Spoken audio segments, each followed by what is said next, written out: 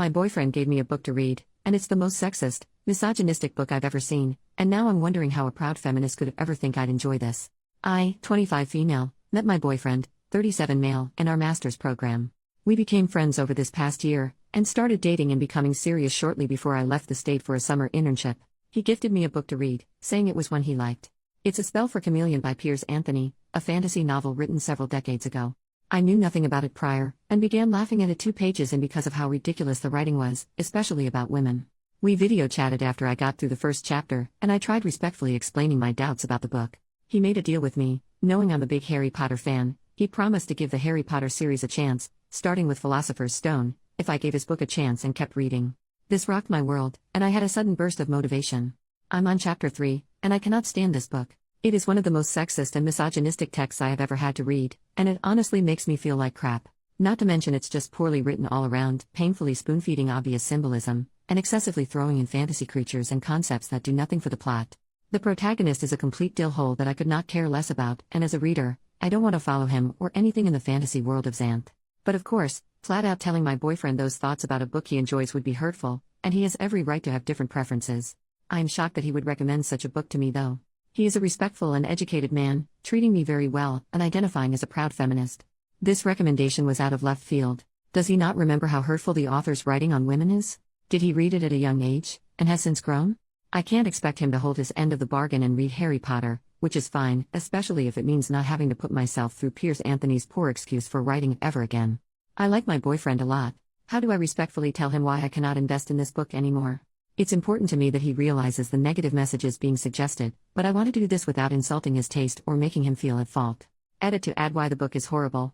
Example 1. I like beautiful girls, he said. And I like smart girls. But I don't trust the combination. I'd settle for an ordinary girl, except she'd get dull after a while. Sometimes I want to talk with someone intelligent, and sometimes I want to, he broke off. Her mind was like that of a child, it wasn't really right to impose such concepts on her. Example 2. That's the point, he said. I like variety. I would have trouble living with a stupid girl all the time, but you aren't stupid all the time. Ugliness is no good for all the time, but you aren't ugly all the time either. You are variety. And that is what I crave for the long-term relationship, and what no other girl can provide. Example 3. All women are the same inside. They differ only in appearance and talent.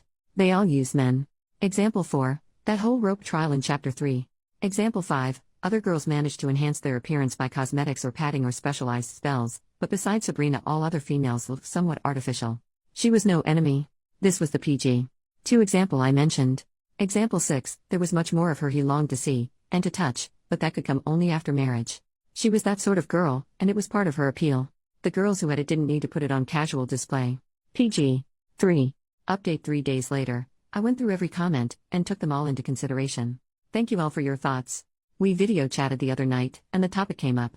I started by saying I liked him a lot and really do appreciate how much he's willing to share with me. He caught on to where I was going with this, and started laughing. Then I started laughing. And I realized how silly small of a thing this all was. I guess I didn't want to risk hurting his feelings. When the reason why I didn't like the book came up, I explained, and he totally understood. It's been at least a decade since he's read the book, and he can see where I would feel uncomfortable. He will still consider reading the first Harry Potter book, since I gave his book a chance. And being a single dad, his kids also like the series, so it would be a chance for him to connect more with them. I ended by saying that I hope this doesn't discourage him from sharing more things he likes. He said, if anything, it encourages me to find more that you'll appreciate. Cue heart flutters. New update 8 years later. Hi. It's hilarious this post is being shared because it's from such a different time in my life. Your instincts are right. This relationship only lasted a monthish after this post. I took an opportunity to live and study abroad for a few months, and it was clear that he didn't want anything that deep, dodged any conversation that required vulnerability, didn't like that I wasn't always 100% perky, etc. I also had a rough breakup before this, and wasn't making the best judgment calls when it came to dating. I could have caught a few more things about him that give similar concerns now as this book recommendation then. So I called it off. Oh my god, then he suddenly wanted to make it work, and kept it up for over a year after the breakup. We weren't even together that long. He would text me as if we never ended, and I would shut it down. He eventually stopped, but I still get occasional notifications on LinkedIn that he viewed my profile. I'm now happily married to someone my age. Not knocking appropriate relationships with age gap, I'm good friends with a couple who are 12 years apart, but I dodged a bullet, folks. Thanks for giving me a good laugh with this flashback.